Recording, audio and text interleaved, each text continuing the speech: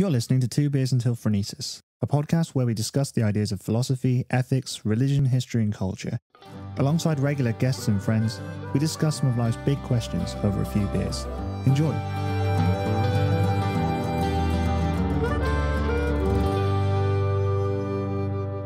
Oh, I've gone all shy. Right.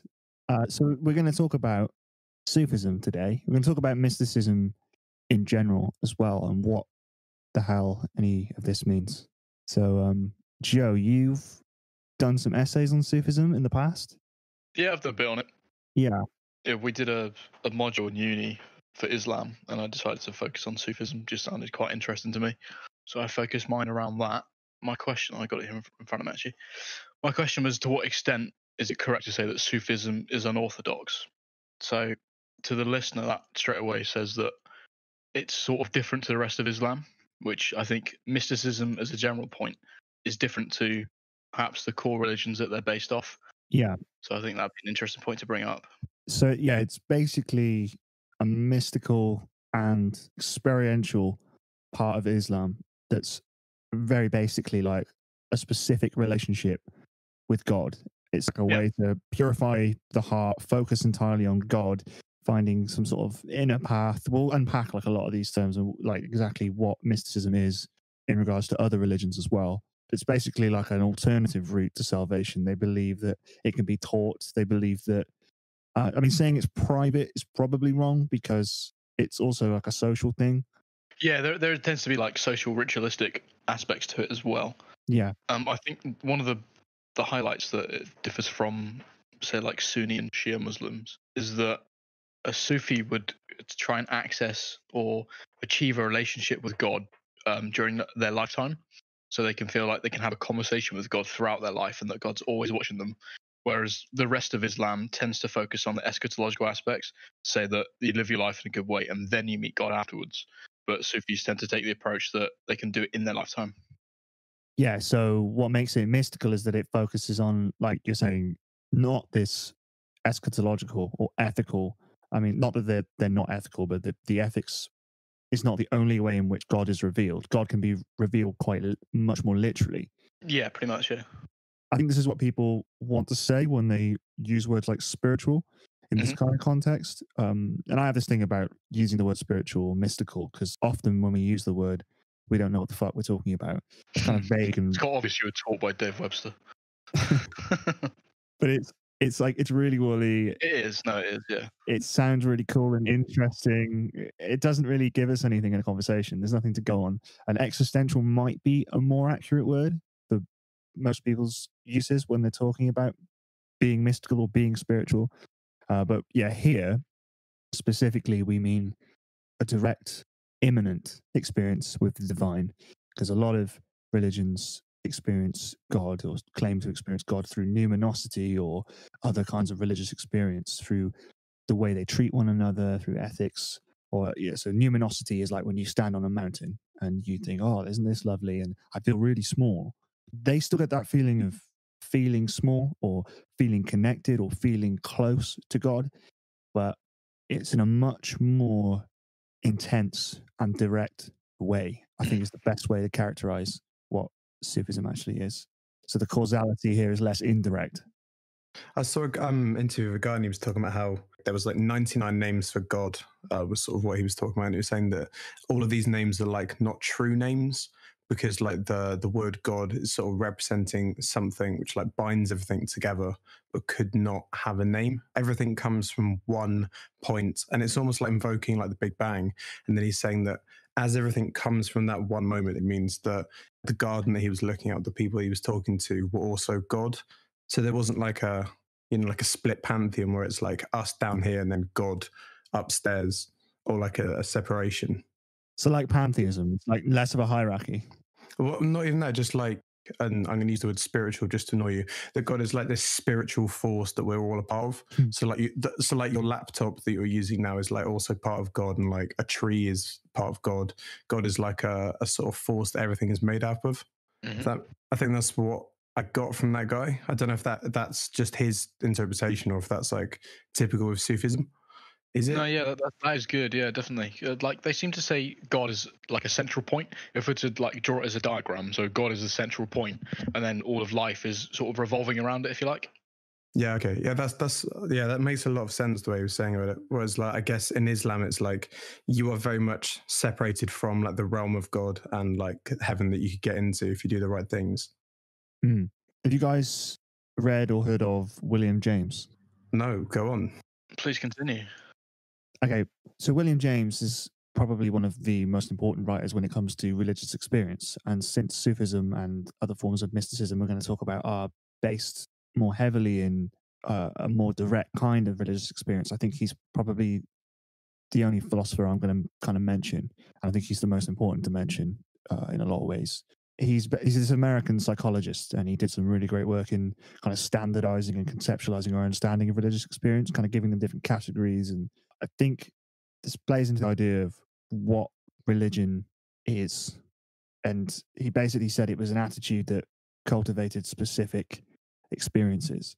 He even thought that essentially humanists could be thought of as religious because they were trying to cultivate experiences, and that religion was less about ordered structure and dogmas, but it was about, well, a feeling, really. Is that like a shared experience? So like if there's a load of humanists together and they're all sharing that same experience together, that's sort of religious? Is that what he was trying to say? Or Yeah, well, that certainly can be a way. It can be personal as well, though. It can be shared and personal.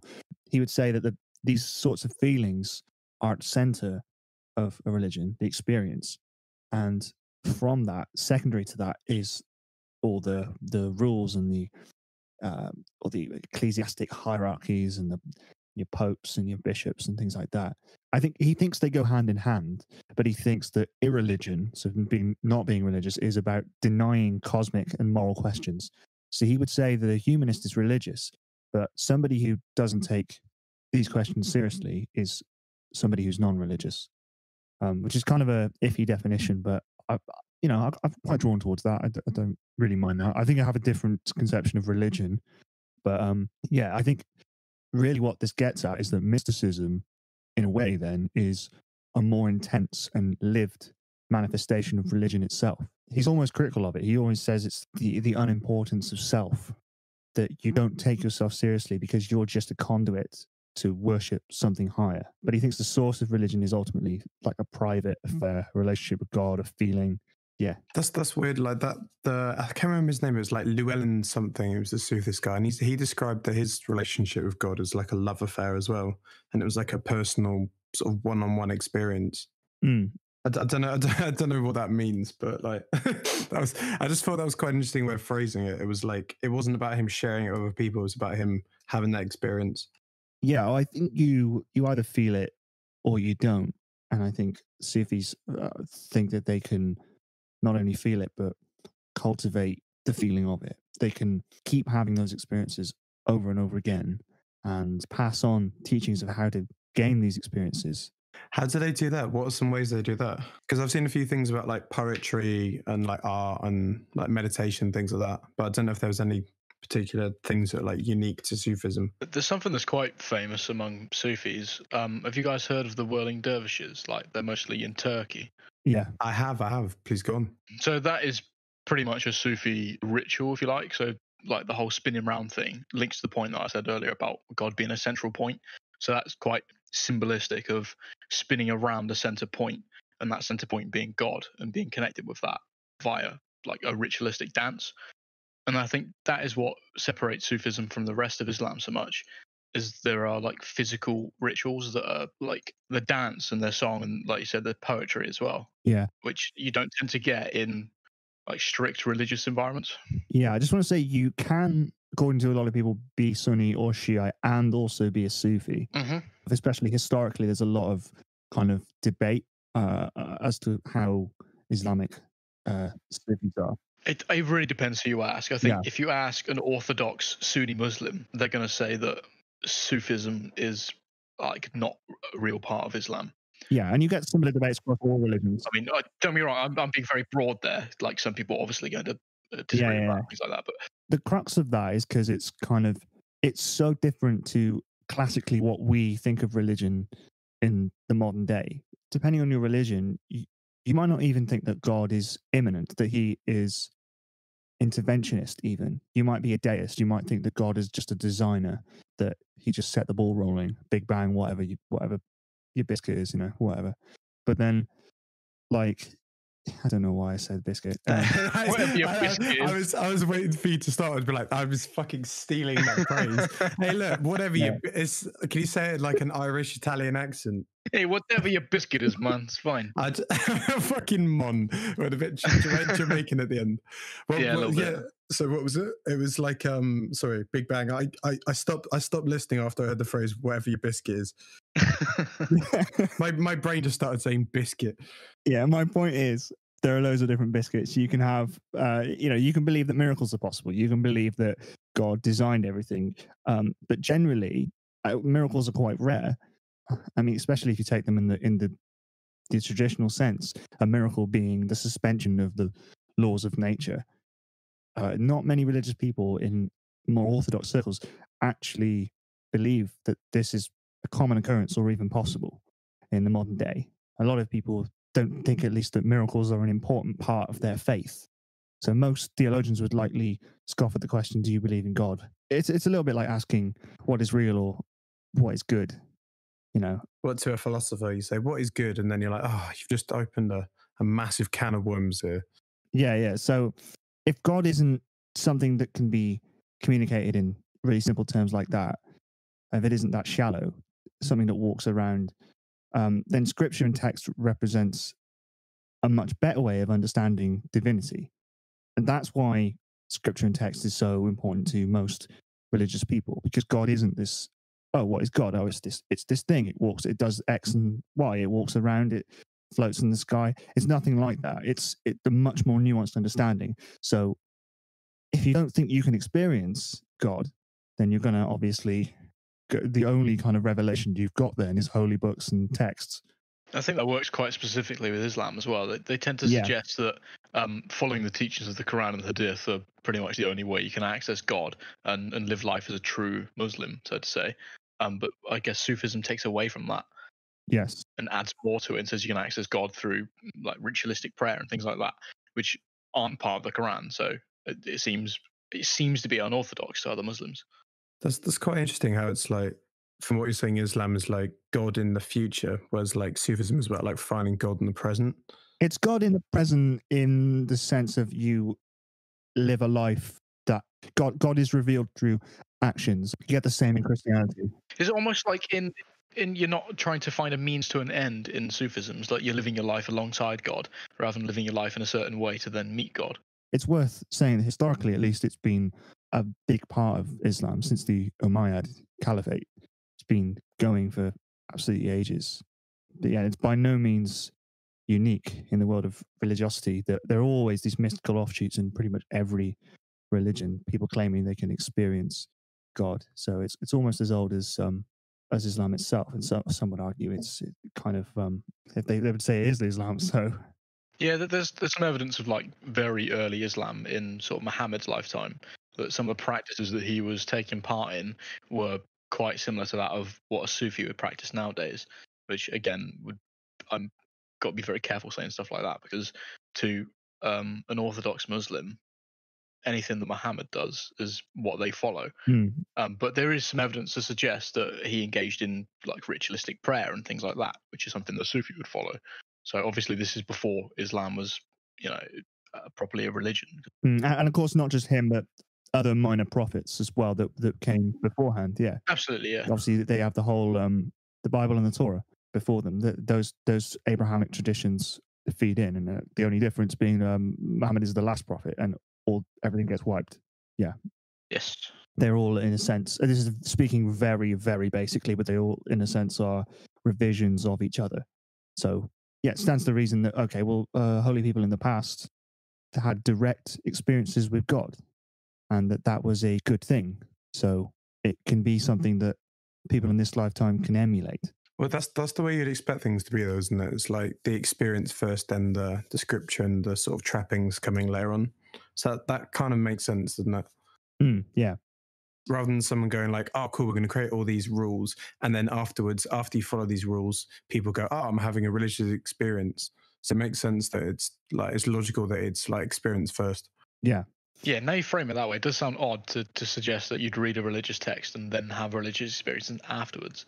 Like, you have to abide to the Bible or whatever to then get a religious experience afterwards. Like, that seems kind of counterintuitive. It's strange. It's probably like how, just how like structures build up over time, isn't it? It's like you have an experience and then that gets passed on and then that information gets coded and then like sort of enhanced and then it becomes more like a piece of scripture later on.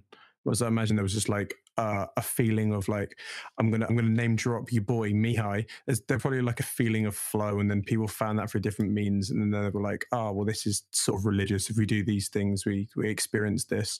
So then they created rules to sort of maximize the state of that. If that makes sense. Yeah, kind of like a how-to guide afterwards. Yeah, legit. That's probably how it is, isn't it? Yeah. How to be religious. Yeah. How to experience God. I actually had it written in my couple of notes about flow states. Right, boy, your boy. Once you know the way, you see it broadly in all things. Your boy Mihai popping out the pages. Yeah. Very basically, this idea that I think a mystical trance is essentially a flow state. Flow states are common everywhere. Go and listen to our podcast on flow if you can be bothered. No, don't celebrate that. Just go and do it right now.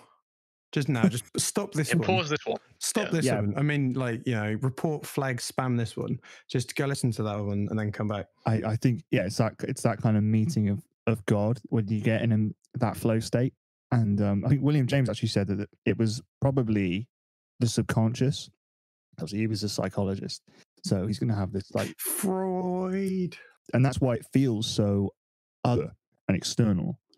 I mean, this doesn't have to negate the reality of God. If you're listening and you're religious, the external kind of objective trappings of what is X and let's explain everything. Explaining something doesn't necessarily mean religion is not about what exists. It's about how you feel. It's like consciousness, isn't it? It's like everyone knows what consciousness is, but trying to explain it is fucking impossible.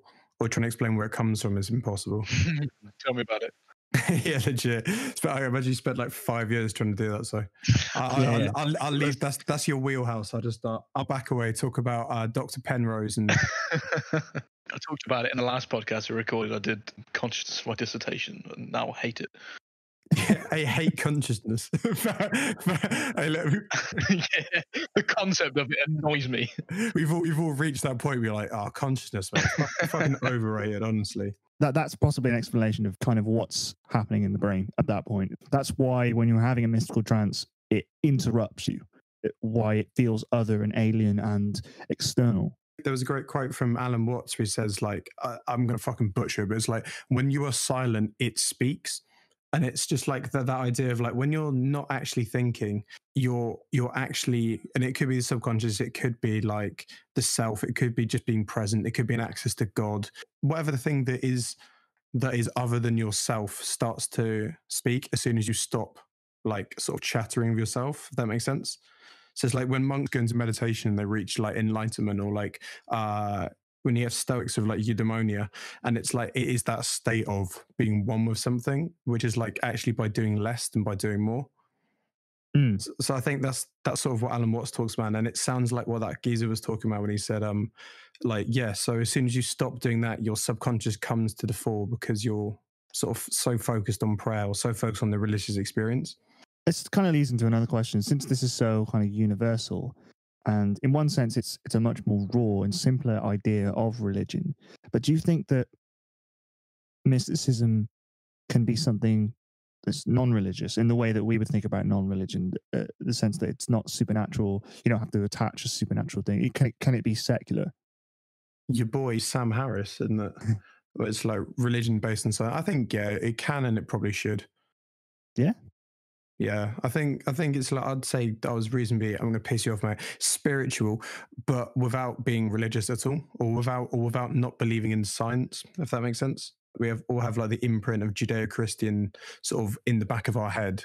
We all have like that as our main idea of religion. It's like, as soon as we talk about religion, we think of giant fluffy space shepherd in the sky, and it's so hard to get away from that. So how would you define spiritual but not religious? I don't know.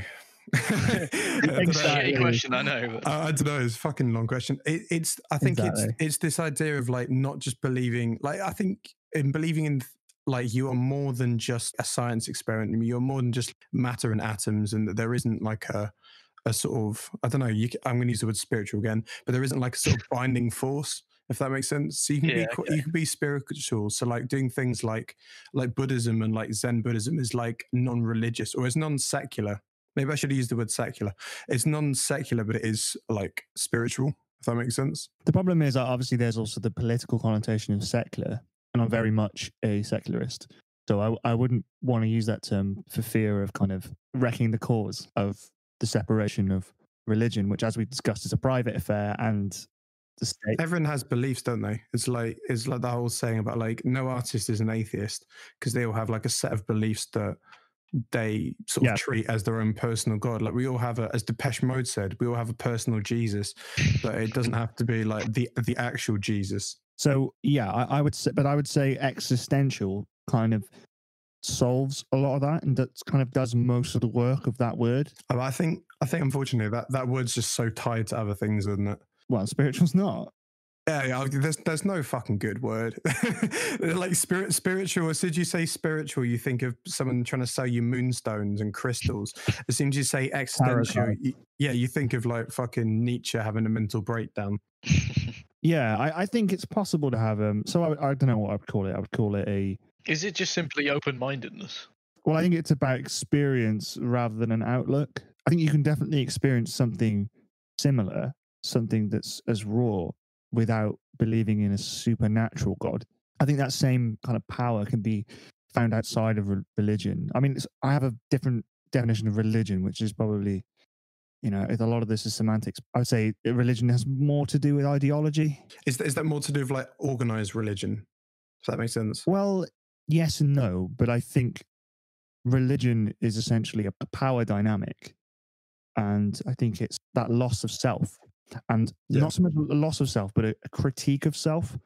And I think that's at the core of it. And I think if you base a way of living around an idea of the critique of self, then you're going to organize society that way as well.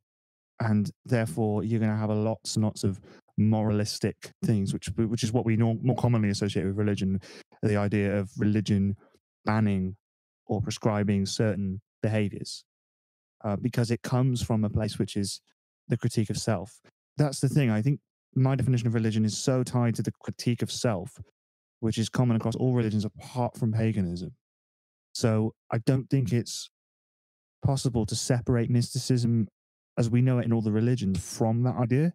But I think you can have a similar like euphoric experience if you're secular, affirming the self through music and art. Yeah, at which point those two become a religion. So I think definitely if you're a musician, if you're an artist, there's like what you've done is like the ultimate goal of an artist is to create their own religion. So it's to create a movement, to create an expression that is like a pure form, like a religion. So it's like I don't know, if you're a pop artist, that is your religion that you've created for yourself. You decide to channel all of your sort of beliefs and expression into that one movement. I think that might be a little bit too woolly with the word religion. Yeah, I think that was a quote from a geezer. I can't remember who it was, but it's like we just need more words. Basically, we just need other words because the words spiritual and religious just don't work. I think that people certainly are religious about pop artists, but I don't think pop artists themselves are necessarily religious. But I think a lot of the people that follow them are treating it as a quasi-religion. Yeah, I'd definitely say that much. There's certainly a parallel. I don't know. It's hard because it's like if you think about being a musician, you're so dedicated to that craft, aren't you? I think this is where it comes. This is why I've been kind of interested with Taoism. Like Taoism's kind of cool, and I still know literally fuck all about it. But it's like this idea of just literally following like a craft, trade, a profession. We got your boy Musashi saying like the way is in training, the way is in like perfecting an art. By doing that, you're not being. I'm going to have to use the word religious. You're not being religious by like having a shared constructed religion. You're just focusing on that one thing to the point that it becomes a religion, whether that's like music or martial arts or like meditation or like cooking or whatever. Yeah. I think we all stumble on what I'd say is probably like the quasi mystical, the quasi religious. But I think there's like a more cosmic element to religion classically. So I don't really know what to call it if you feel so lost in something, but it's tied to our world, like musical It's art. spiritual, bro. It's the fucking word again. Yeah, You've got to say it. Say spiritual. I'm never saying the word spiritual Buy my fucking crystals. unless I'm talking about the actual original use of the word. And see, I'm just going to stop using. I just don't think it's a helpful word at all. Come up with a better word, mate. Cosmically existential. No, because that sounds like you're just pulling at your face and screaming about how big space is. Well, yeah, and what people who say they're spiritual aren't. Well, yes, they're not. If you're just going like, I like crystals, that's a bit different to like watching the sky at night and like having existential panic attack. I don't know. I'm trying to think. This is great podcasting, isn't it? I'm trying to think of a word. I'm broadcasting. I think to be honest, it's probably above our reach to create a new word for the idea of non-religious spiritualism. How drunk do we need to get, do you think, before we can do that? I'll give it a couple of minutes, yeah. I need to have a lot more beers. That's why Sam Harris was just saying, like, you know, he was on a again, I'm gonna lampoon him by using the word crusade. He was on a crusade to like bring back the word spiritual in like a non-religious sense, wasn't he? With like waking up and all that shit, like that book. Yeah, and I know Richard Dawkins hated him for it. So great. Yeah, I'm Richard Dawkins in this conversation. You are fucking so Richard Dawkins. There's so many times where you've been like, oh, but science. Even though you could argue science is a religion. It's Let's also not go down that rabbit hole. It's also a load of theories, mate. Literally none of it is proved. Oh, Thomas Kuhn drugs are cool. Yeah, mate, legit. We're not doing Thomas Kuhn. We're not doing any of that. There is nothing about. The only thing we know is that we have content of consciousness, mate. As host, I've got to stop this conversation. About my crystals, bro. Joe, you had some stuff about English mysticism, did you not? I do indeed. So what we've discovered from discussing mostly around Sufism is that it takes the core of the religion to some degree and then makes it a bit. Am I going to use the word weird? Oh, you could use the word spiritual. I'm not going to use the word spiritual. I tried really hard to not say it, and I came up with weird. There you go. There's no good alternative. You're gonna have to go with it. I mean, it is pretty weird. It is weird. So traditionally in English religions, again, it's like by the book, like Abrahamic religions, I should say. By the book, this is how things are done. Read the Bible, and you'll connect to God. Are you guys familiar with theosophy at all? No, what is it? Oh, is this like the occult weird shit? Like, You got it, yeah. oh no. Sick. Oh no, it's correct. So theosophy, I guess it has its roots in Christianity, but it's described as Western esotericism. And like before I continue, I think the word esoteric needs defining as well, which typically it means it's intended to be understood by a small group of people, which sounds kind of elitist, but the esoteric is the weird spiritual stuff. I said the word. The weird spiritual stuff that is only like accessed or understood by a small group of people, which is kind of relevant to the occult as well. Like it's a similar sort of idea. And theosophy was a religion, kind of religion. I guess it's described as a religion, but again, it's an esoteric tradition, if you like. And it started in the United States by Madame Blavatsky. You guys familiar? I think I've actually heard the name before. Yeah. I haven't ever studied it, but I've heard through some people about this sort of thing, and I've normally ran out of the room. Yeah, that's fair enough. Basically, it is a culmination of lots of different traditions, like Asian religions, like Hinduism and Buddhism, things like that, sort of twisted and malformed into some kind of philosophical understanding that we can use in the West. And similar to theosophy, is a religion called Thelema, started by Aleister Crowley. Oh yes, there's another name drop. So that's kind of an anti-religion religion, if you like, because Crowley was very anti-Christian. He was brought up in a pretty harsh Christian environment. Like his dad was incredibly strict with him, things like that. and so it put him off religion entirely. So he started his own anti-religion religion, which is a ridiculous phrase in itself, I understand, but it is what it is. Sounds like humanism, mate. Literally. It's all a bit Satan-y in certain parts and a bit occult. But it's cool.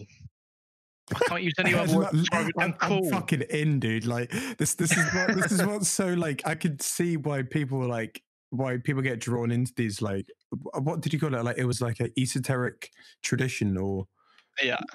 You can get involved in that because it just seems fucking sick. Like, it seems like a lot of fun. It's like if you were to just be like, oh, I'm just going to worship the Roman gods today. Like, I just start today on the day of Bacchus. I'm going to get absolutely hammered. It just looks like a lot of fun. It does. And that is the thing with the Thelema, is it's really just cool. And a lot of it is inspired by Yes. Egyptian religion. So, like, time is quantified in aeons. So there's the Aeon of Horus, and let me find a list. The Aeon of Osiris. Nice. This is just narcissism, isn't it? Like, it's a little bit. Let's just make up some things that sound cool and do it because we're bored. Like, yes, I'm in. And I sound like I'm being really cosmic and but you have to either be an atheist or you have to worship God. Those are the two. Have you seen Alan Moore, like the guy who wrote like V for Vendetta and The Watchmen shit? He just, at one point, he just goes, fuck it, I'm worshipping this like serpent snake god of the Romans. He just literally, at the age of 70, went, fuck it, I'm just going for this. And it's like when we were talking about that in the sport one, you were like, how do people pick a football team? And it's like, you just pick one, dude. So if you just woke up tomorrow and went, do you know what? I'm just going to be a fucking Zen Buddhist. No. Just try it out. You'd be like, oh, this is kind of sick. I like this. Good aspects of this. Right. Yeah, but that it's syncretic and edgy. Like you say, oh, you have to be this or that. Well, that's because that describes how most people feel. Most people either feel a connection to God, and then they have that kind of cultural. There are different paths that they can take to understand that, or they don't. You just go on something you said about you can just pick it, just like pick a religion. You can, yeah. Why not? Is that not the whole new religious movements thing from like the postmodern era? You can just choose a bit of a religion and then a bit of something else and just do whatever.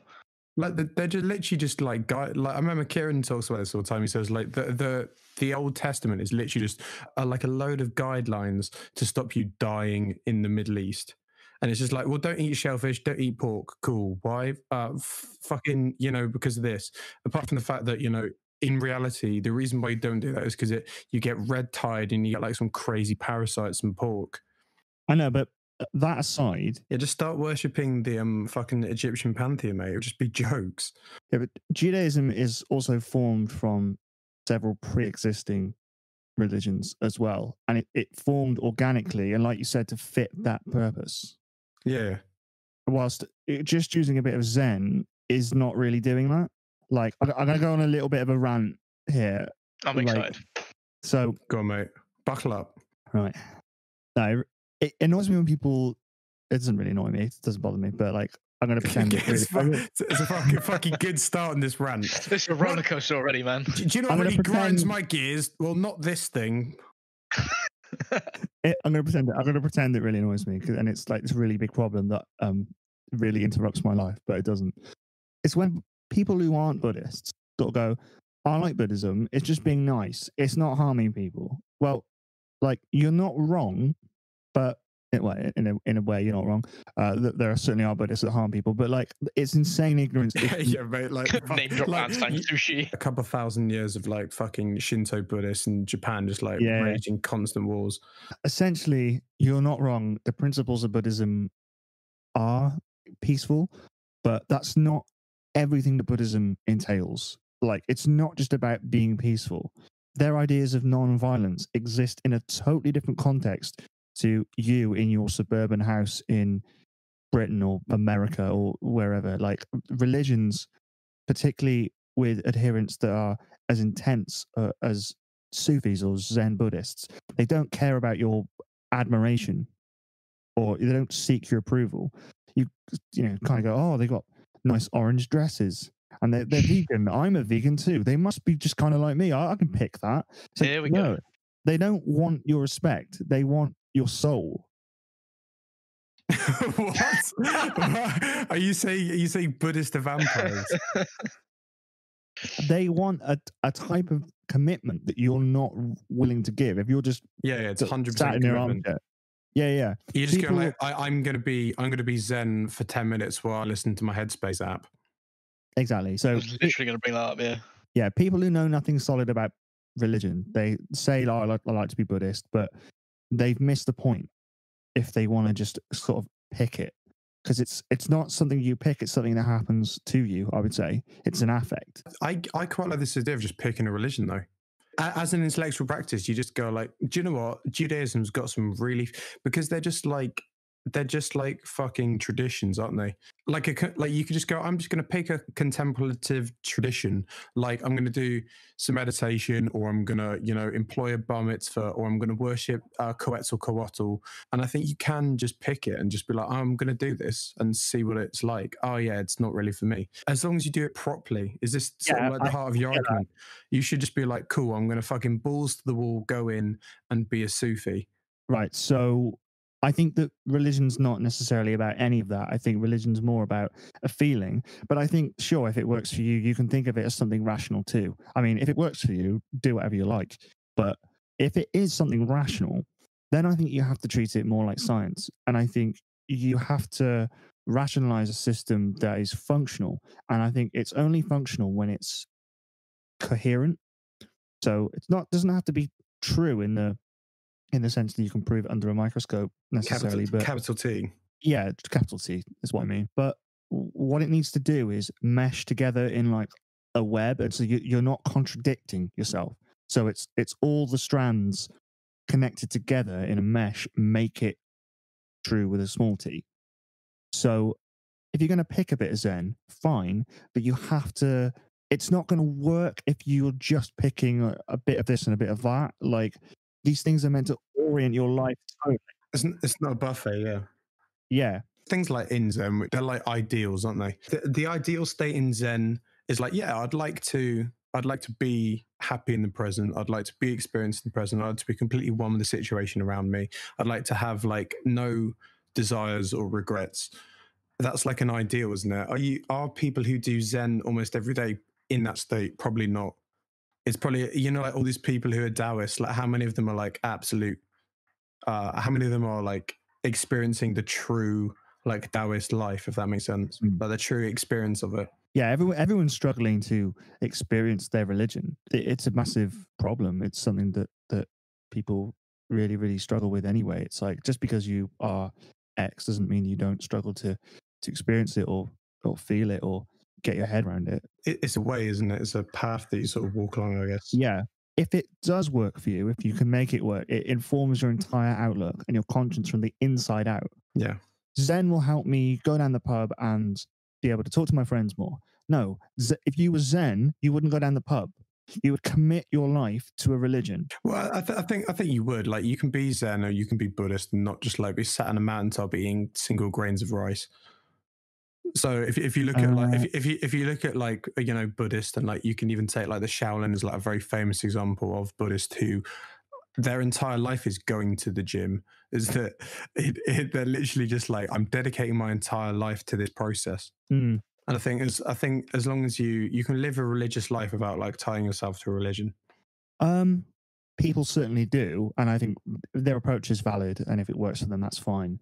But my sense of religion, I think, comes more from like Kierkegaard, and Kierkegaard is just, he was struggling with the idea of being a Christian or whatever, and he talked about Abraham, about how Abraham was willing to sacrifice his son. He just thinks that he was like, that's religion. That's the level, yeah. That's the level you've got to be on. And it was that's what I mean, like so intense. That's the ideal of being an ideal Christian. No one's there. It's like Jesus. That's the ideal to which you are measured. Are you ever going to be Jesus? No. It wouldn't be a good ideal if at some point you're like, fucking hell, I was like Jesus today. That wouldn't be like a good benchmark for yourself to be measured up to. Do you know what? Yeah, I think you're right about that. But yeah, the only point I really wanted to make there was that being mystical, it's not a tool, it's a core. value. I think you discover it. I think you should discover it, but it's like you don't go on a gap year and buy some incense and then become fucking Buddhist overnight. And that's what I was taking piss a bit by saying you could choose a religion, but I think it'd be fun too. Absolutely. And I think if you don't like it, if you don't discover it, you'll be like, oh well, I didn't get anything out of worshipping Egyptian deities. Maybe I didn't awaken anything. Let's try and find something else. But it's like you said, it's like being in love. It just happens to you. But I would say, I mean, I'd love to be able to pick something, because we talked about this in the sport when I was saying, like, I can't really pick a sports team. I can enjoy sport. Just pick one. Just pick one. Doesn't matter. Yeah, but that doesn't. Nothing changes. I just go, I have picked one. Nothing actually. Yeah, but this is exactly you have what you to dive yourself into it. Is the thing. Like, if you choose your religion, you have to dedicate yourself to it and properly try it. And throw yourself at it fully. Because you were just saying, oh, I support West Ham, and then you were doing that in the same way that you were critiquing the people who go, I'm a Buddhist now. But if you actually go, do you know what, I support West Ham, and I'm going to go buy some West Ham shirts. I'm going to get myself a season ticket to West Ham. I'm going to, hang out with other people who support West Ham and integrate myself in the culture of supporting West Ham. And then you start to get connected, and then you will lose yourself in the experience of being a West Ham fan. You're no longer playing that character. You're actually engaged in it. So by picking one, you have actually managed to integrate yourself into that sort of like constructed system. Fair enough. Yeah, I'm on board with that. Okay. So yeah, just choose a fucking religion, mate, and just go in. Just like pick Greek gods. I'm not choosing religion. Just fucking do it, mate. Like, I often think, like, I wish I was more religious, because it just looks so sick. You just go like, oh, I'm just gonna fuck it. I wish everyone, worship the Greek pantheon, and then you could just. There was a day where everyone just gets wankered and runs around, and there's days where people scream things on the streets. It just looks like a lot of fun. All right, I agree with you. But I don't agree that you can do that out of context. It's like saying, I want to worship the Zulu gods. It's like, well, why? How? There needs to be some sort of cultural connection, some bridge. Now, whether you travel there or meet somebody or you learn about it through somebody. But yeah, I don't think you can just pick, I want to be an Aztec. Yeah, definitely. Yeah, you can't go, I'm going to worship Quetzalcoatl because I Googled it on Wikipedia and now I know a bit about the feathered serpent. I think, yeah, if you go to like the Amazon and you like I know nothing about Aztec religion, I'm just blaspheming, and you get shacked up with some shaman who shows you some mad shit on an ayahuasca trip, and then you come back and you're like, wow, my eyes have been open. I've had, like we said before, I had the experience first, and now the sort of dogma or the way of sort of adjusting to that comes afterwards. Yeah. So if you went in and you were like, oh, cool, I'm going to get involved with Sufism. I'm going to go to a Sufi colony. I'm going to do the whirling dervishes thing for 4 months. Chances are you'll get pretty fucking into that. But in saying that we need to have the experience first and then seek the doctrine afterwards, isn't that the opposite of what Abrahamic religions do, particularly in the West? Yeah, probably. I don't even really believe in seeking doctrine. I think maybe doctrine could help you out if you're like, let's say you wake up and I feel super religious today. As an atheist, I'd say the opposite. Yeah. Yeah. So you just go like, oh, I feel super Zen today. Let's find out what I don't know, Lao Tzu wrote about Zen in this. Does this relate to what I'm feeling at the moment? And you're like, oh, it does, or it doesn't, or whatever. Yeah, I think it's harder to have these kinds of experiences when I mean, as an atheist, I sort of actively reject dogma. As a philosopher, I actively reject dogma. I actually don't believe it's possible to be religious in the intense sense that we've talked about it and be philosophical. It's because I think religion, in the way we've experienced it, because we're obviously coming at this from a Judeo-Christian backdrop, and we've got all the cultural baggage that goes with that, of like massive, of like one of the most organized religions that is literally just like a fucking lockdown mechanism for medieval Europe. I think, yeah, a lot of religions that are a bit more interesting don't have a huge amount of dogma with it. They have like some sort of sayings or some core beliefs. Like if you look at Buddhism or something like that, so like they've literally got some teachings, and then the rest is all experiential, but it has to be like a thing to do, like a practice that goes with it. Yeah, but I think that they have things that they accept as true for no reason other than they feel particularly strongly, and that's not particularly That's not something I really want to. What's an example of that? Is this Buddhism or Christianity? God is real. God is infallible, or the teachings of Buddha are real and infallible. I mean, so are you saying from that question that you don't think that Buddhists are religious in the same way that Christians are? I don't know. I honestly, I don't know enough about Buddhism. I don't know enough about Christianity, but it seems from a very outside point of view that Christianity is a very organized thing, and it's like it's got a lot of clear. It's like sort of Judaism and I guess Islam as well. It has very clear written structure with loads of events, loads of key principles, loads of do's and don'ts that you need to follow. So it's like it seems more like a scaffold around which to build a society. I sort of go with your boy Peter Jordanson about how like religion evolved out of experience. So you have like the experience first, and then they're like, okay, what are some common sort of archetypes? What are some common trends if we do these things, like loving the neighbor, like not killing everyone, like not being jealous about your brother having more love for God because he puts in harder sacrifice, that if we have all these things, society goes better. So I think religions are just naturally created out of like a need for some sort of like order, some sort of governance. And I think sort of Christianity is like a very, very sort of tight version of that. Yeah, on a macro level, yeah. But I think, yeah, you got to look at it at a macro level, I'd say. Because it's like, yeah, that's where it came from. Probably. Yeah, we do. Obviously, like mystics wouldn't, because it's all about the micro. It's all about that experience.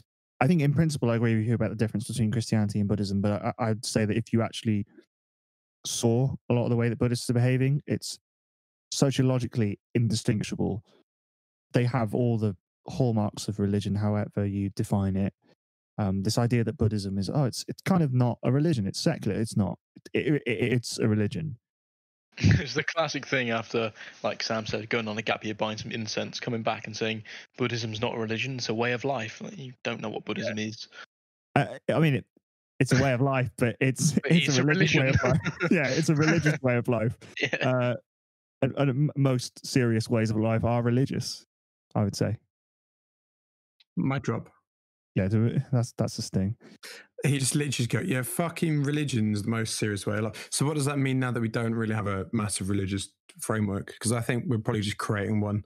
We're probably just creating like a religious framework. We'll look back in like 400 years and be like, oh, fucking hell, that you know that science thing that we were all going like, oh yeah, it's like that idea of like, you know, conceptual thought expanding. So we go from like experiencing the world to creating stories about the world, talking things through analogy, and then science is like the top layer on that. So it's just like an evolving sort of it's like an evolving ladder of consciousness and like conscious thought.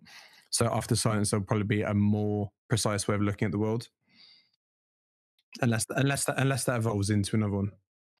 I agree with you in essence that I think that some people can be religiously minded, but I don't think that science is a religion. We've had the Enlightenment for so long that I don't think that's going to happen. I think some people are, I mean, quasi-religious, culty, maybe, but I don't think people who believe in scientism or like a really strong naturalism that has a truth with a capital T, I don't think these people are religious, because it's not a way of life. It's not really the same thing unless you're like the world's most dogmatic scientist.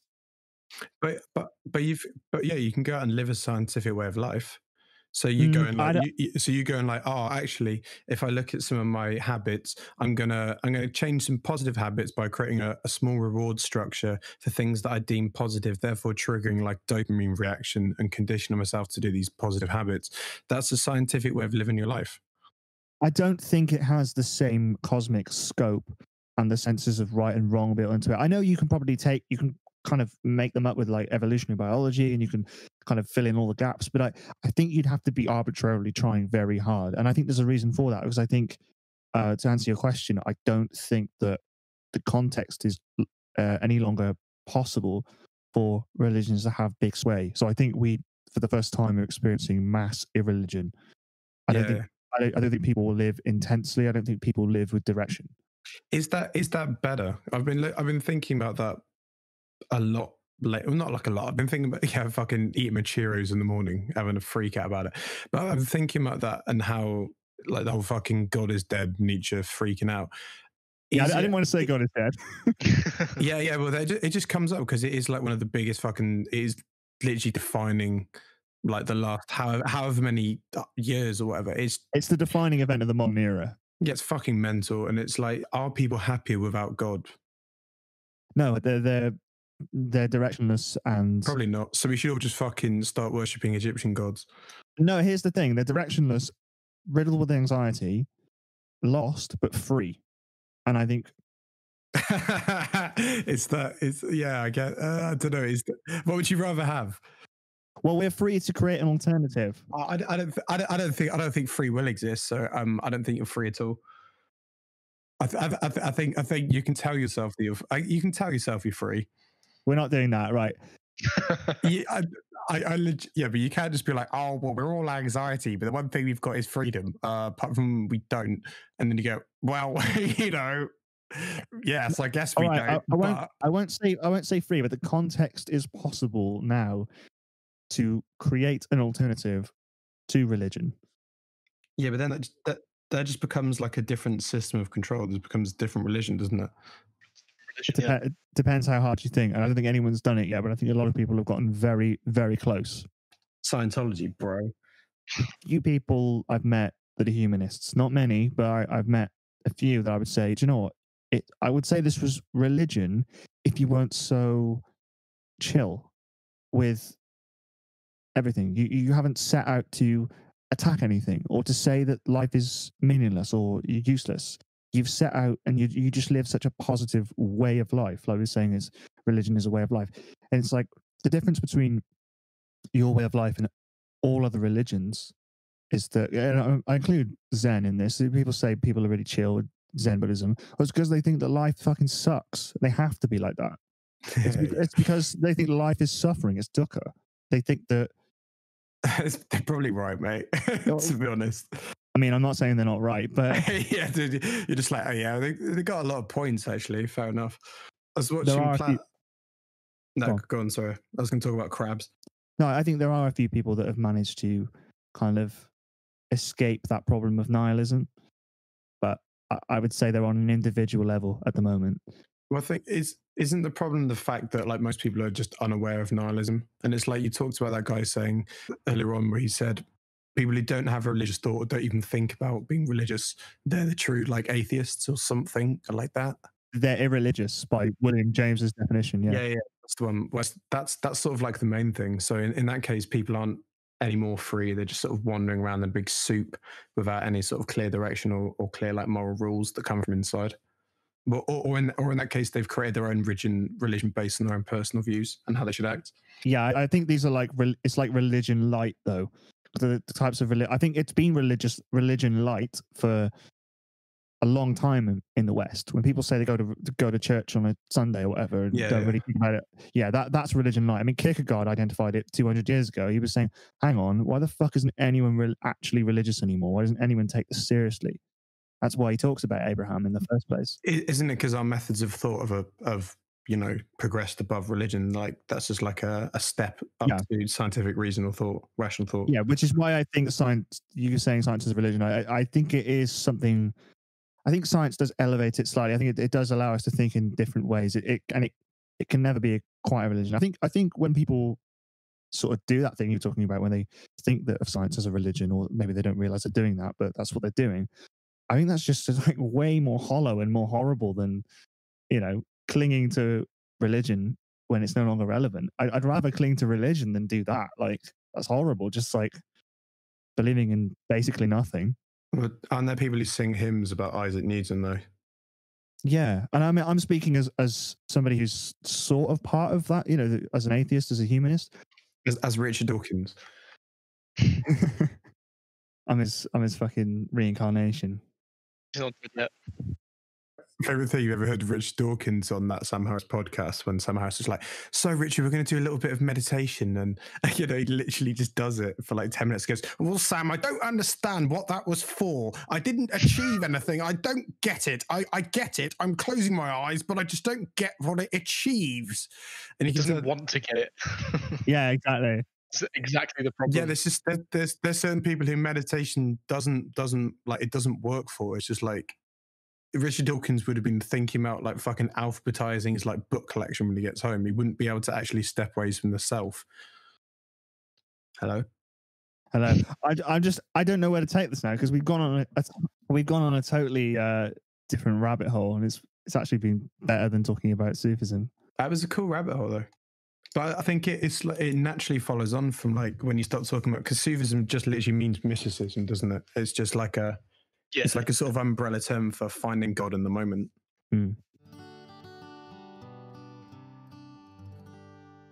What is the sound of one hand clapping?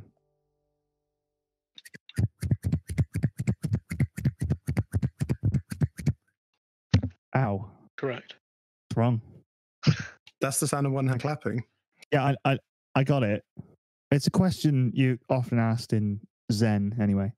It's one of the like core parts of Zen Buddhism. These like paradoxical questions that can't be answered logically. Well, it's like, you know, where does a thought go when you recognize it? Which is actually a fucking red pill. They're basically like nonsensical questions that Zen masters ask their students that have no real answers to try and move them away from thinking rationally or reasonably. But also, are they actually also translated as well, though? Because that's always the fucking problem. Well, they're always like things that don't have answers. Like they deliberately don't have answers. They're completely, like I said, paradoxical to make them focus on things that are more like, just to think about things like self-restraint or meditation or insight into the nature of mind or thinking about the nature of the cosmos or something. I think Zen, like the goal of Zen is fucking awesome. It's just like, so in order to achieve it, you do actually have to sit up a mountain and eat like a grain of rice because you have to be so focused on it. It's like cultivating clarity, isn't it? It's like being completely aware without doing anything. Yeah, essentially about kind of losing yourself. Like I said, I'd say it's like self-critique. But what do you mean by self-critique? Because you used that before and I'm confuzzled. Thinking that the self isn't enough, thinking that the self is inferior to well, it's more like, I think as far as I understand it, it's more like thinking that the self doesn't exist. Yeah, but I think that in and of itself is quite a negative thing. I think like Christianity is very much like self-critique, where you're like, fuck it, every day you're waking up and going, fucking hell, I'm not Jesus, or like, fucking hell, I'm making up for the sins of Adam. Yeah, exactly. But I think Buddhism has the same thing where they say that, you know, life is suffering and none of this is real. It's like, well, okay, well, don't bother then. Like, what? Cheers for that. This life isn't enough. That you have to believe that it's all out there somewhere and there's more. It's like, well, can you not just like get up, have some cereal, have some food, have a beer, talk to friends? Like, is that not good enough? What's the problem? Like, I think this is why asceticism and flagellation or physical harm is like much more of a common theme in these more mystical circles where they take it more intensely, because I think that exposes the core of religion, really, because it's the most raw and, I guess, true and more powerful sense of religiosity. As an atheist, it's like it's the most difficult part for me to get my head around or reconcile. But it's almost like, this may be a bias, but I'm perfectly willing to accept it is. But this comes from conversations I've had with like religious friends. I've used to live with a lot of guys that were religious, and you know, this is the sense I get from talking to them and studying it, obviously, at university. And I've never really met any religious people that have actually rejected that it's self-hatred when they sort of say things like, well, we need religion, we need it, we can't be trusted to our own devices. And I think, well, yeah, I don't really have a retort for that other than that I don't agree and I don't feel that way. And it's not that what you're saying is untrue. It's not like, oh, God doesn't exist, because like I said earlier on in the podcast, it's not about whether God exists. That's a stupid question. The question is how you feel, and as a non-religious person, I feel strongly against this. And that's the only difference. But yeah, I feel like mystics, we were talking about Zen and Sufis, they all want to challenge the world. That they want to say something negative about it. That's at the crux of what they're saying.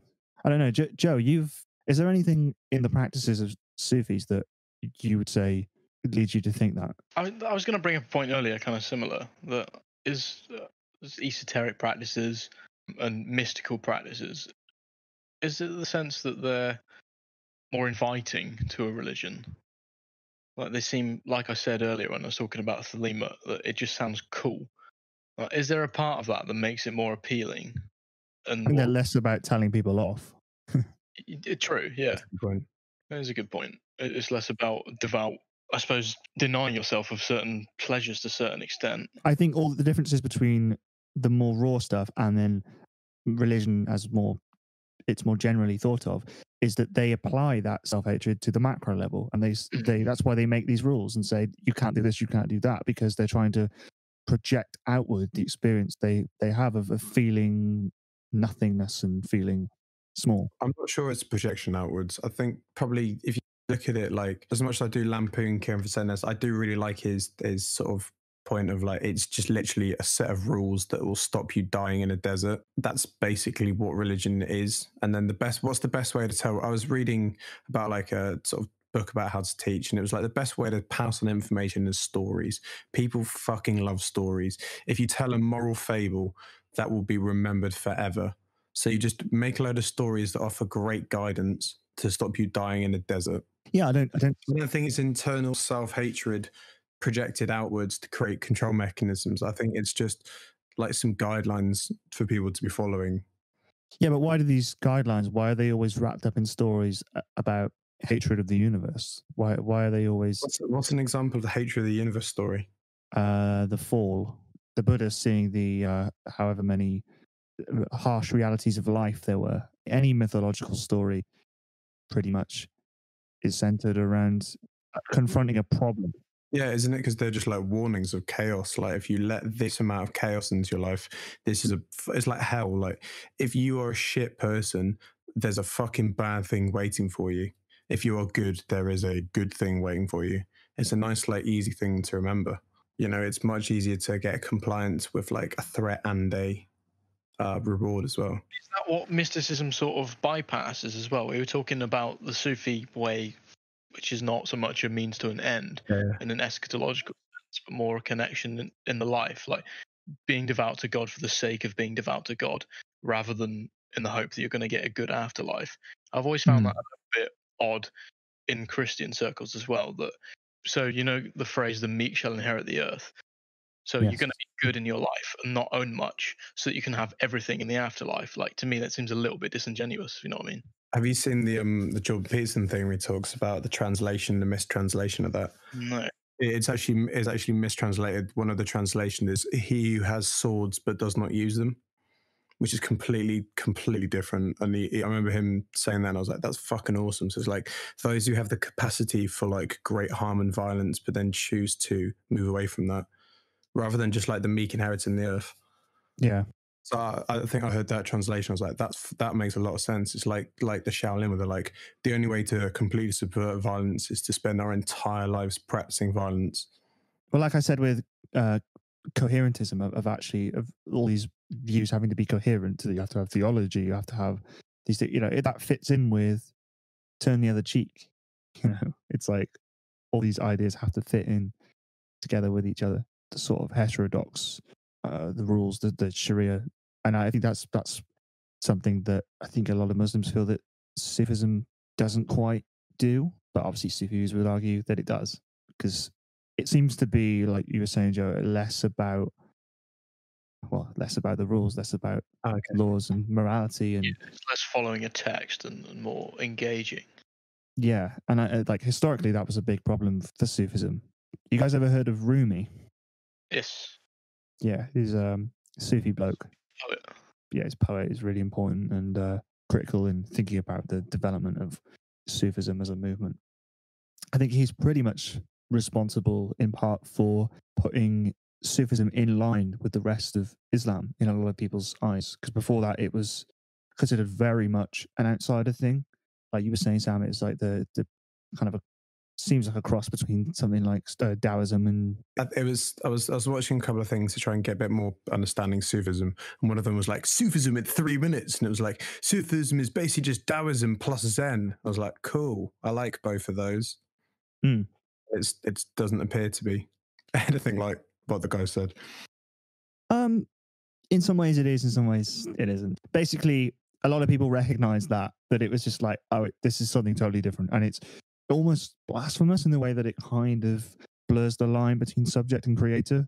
People claiming to have knowledge of all time and space, and people claiming to have power, and that was kind of a problem, and kind of rejecting the Sharia. So Rumi kind of made it more of a normative thing in Islam, more of a, brought it more in line with the rest of it, and became this like big figure that's kind of loved throughout loads of countries, even to the modern day. I'll tell you an example of that self-hatred thing. Asceticism, obviously, we talked about it. Like, Sufis often like fucking stick swords into themselves. I don't know if you've ever seen that episode of Idiot Abroad, series 3. No, I've not. No, I'm not familiar. Oh shit! Well, they go to like a Sufi thing. There's all these whirling dervishes dancing around, and yeah, they just start like fucking yeeting swords through their gobs and like sword swallowing and like poking each other and dancing around. Shit, yeah, that does ring a bell. Regionally, there are differences in ideas. Where if you're talking about like Bangladesh, we're talking about the Middle East. So, but this is a thing that fucking happens. Well, I guess it's like you said, like self-flagellation. I think the whole point of that is to reach that transcendental state, isn't it? Because it's like if you've been beating the shit out of yourself with chains, you're going to be in a pretty altered state. Yeah, it's losing attachment. You're losing attachment to your body. You're sort of proving your sort of strength to God, and then also you're reaching this other like shock state. And then if you're religious minded, you're going to interpret that as a closer connection with God. Even though if you're scientific minded, you'll be like, oh, it's your body pumping a certain amount of chemicals and hormones into your blood to stop you from dying. Or both. Like there's the experiential dimension where this is what William James was sort of saying when I said about the subconscious. It's like it doesn't necessarily have to be either or, because there's a difference between explaining something and experiencing something. And I think they're kind of categorically different. And I think faith is about the experience rather than the explanation. Mate, that's fucking red pill. That's pretty sick.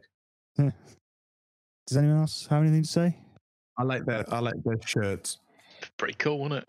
Yeah. Is that why people go towards Zen? Because they're like, Zen is cool because this idea of a wise master sitting up a hill knowing the entire universe is cooler than someone singing Jam in Jerusalem and selling cakes at bake sale. I mean, Chris Dingle's probably the most off-putting thing. Have you ever been to a fucking Chris Dingle thing? You got those little oranges. Awful. But I think there's some aspects of like Catholic religion which is just fucking absolutely spectacular. Even though I don't agree with it, there's some things that are just amazing. Oh, that's a great place to leave it on.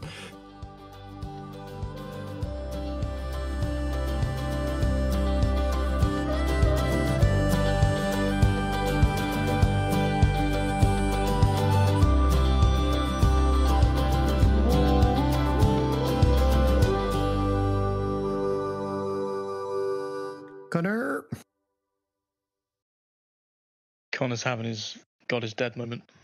Yeah, he literally he just figured out the answer to what is one hand clapping. He's like, fucking hell! Oh my God! He's going to come over like, hello, mate. How you doing? Yeah. With a religious experience, and you're like, fucking hell, Sam, you're right. Like, the Greek pantheon is actually the only one true religious system. Yeah, I just fucking experienced God. No, but fucking something just happened. Oh, shit. Yeah. Any advance on that, or? No, it's my fucking mic. Yeah, there you go. That's a connection with God, mate. Right. What was I going to say? Eat a grain of rice. Buy my fucking crystals.